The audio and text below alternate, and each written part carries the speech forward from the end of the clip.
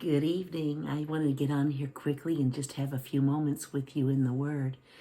Yeah, I've been reading in John chapter 17, and I want to read starting in verse 22, and this is in the Passion. It says, this is Jesus. He's talking to the Father.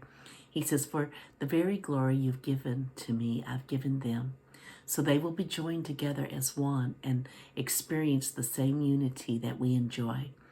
You live fully in me, and now I live fully in them, so that they will experience perfect unity. And the world will be convinced that you've sent me, for they will see that you love each one of them with the same passionate love that you gave me. And Father, I ask that you allow everyone that you have given to me to be with me where I am. Then they will see my full glory, the very splendor you have placed upon me, because you have loved me even before the beginning of time." I really want to home in here on verse 22 and 23. Jesus explains that the reason he has given his body the glory is so that they could experience the same unity that he and the Father enjoy. And he goes on and says that when we experience that perfect unity, then the world will be convinced of who Jesus is. And he says that they'll know we are Christians by our love.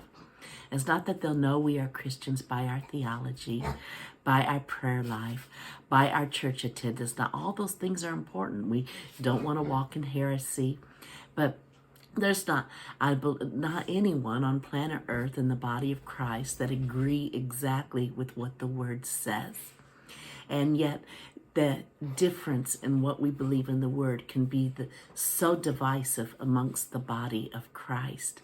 And he says that they'll know that we are Christians by our love. And he has equipped us so that we can walk in unity with one another, walk in love towards one another.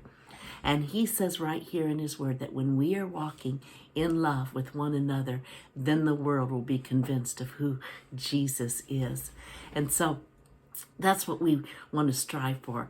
Our perfection is in love, not in our theology. Our perfection is in love, not in our church attendance. Our perfection is in love, not by what we have accomplished. Our perfection is in love.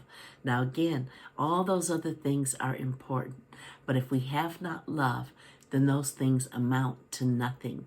It's love that is the mark of maturity. It's unity in the body of Christ that will convince the world of Jesus.